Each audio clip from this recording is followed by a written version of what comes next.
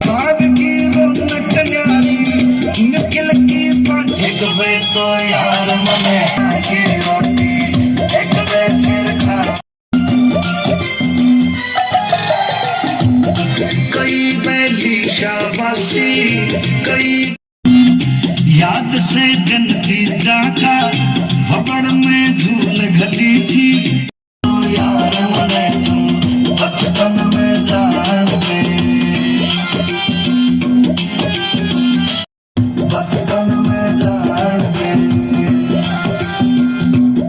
क्या आ जाना सुन के मैं सपने में खो जाऊंगा मैं दूर देख के आऊं माँ के हाथ की रोटी एक मैं फिर खाया मैंने तू बचपन में जा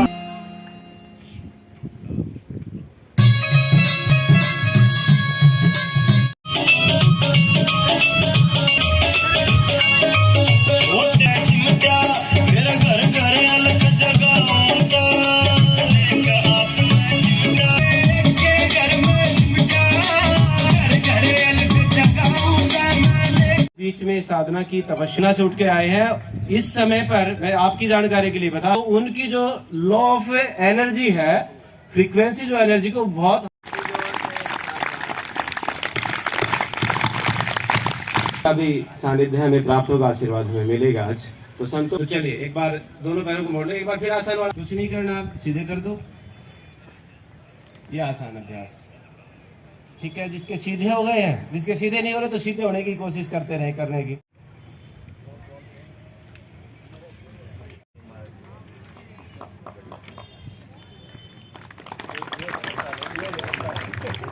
स्वागत करें और माता जी मैनेजर साहब के साथ गया। आप लोग तरीके के मुताबिक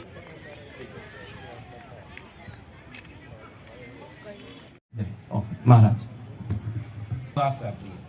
हम जो प्रयास कर रहे हैं वास्तव में एक बहुत बड़ा काम कर रहे हैं। अगर शरीर स्वस्थ होगा, हम परिवार का, समाज का और राष्ट्र का निर्माण करने में अहम भूमिका निभाएंगे। धन्यवाद। कर दिया स्वरूपनाथ जी ने तो लेकिन मैं फिर भी निवेदन करूंगा। अब्दुल चंद अमरदास रोपड़ से। आज मेरा बड़ा ही सौभाग्य है कि समाज को जोड़ने के लिए परमात्मा के नाम से, योग से, किसी न किसी साधन के द्वारा समाज को एकत्रित करने के लिए पूज्य महामंडलेश्वर स्वामी कर्णपुरी जी महाराज समय समय पर कोई ना कोई ऐसा उपराला करते रहते हैं। मेरा बड़ा ही सौभाग्य है कि पिछले 10 तारीख से लेके आगे 21 तारीख तक चलने वाले अंतर्राष्ट्रीय योग शिविर के अंदर मेरा आज आने का मुझे सौभाग्य प्राप्त हुआ। मेरे साथ में छोटी धाम से श्री श्री सूर्यनाथ जी महाराज और बामड़ोली से परम पूज्य स्वामी स्वरूपनाथ जी महाराज आज के दिन सारे संतों ने दर्शन देके, शास्त्रों के अंदर कहा जाता है साधु नाम दर्शन पुण्य के, साधु के दर्शन मात्र से पुण्य की प्राप्ति होती है। इतने संत समय समय पर आते रहते हैं और भी आएंगे समाज को एकजुट करने के लिए, जागरूकता करने के लिए। परम पूज्य महाराज कर्णपुरी जी का विशेष योगदान रहता है और हम स्वामी जी के साथ हैं।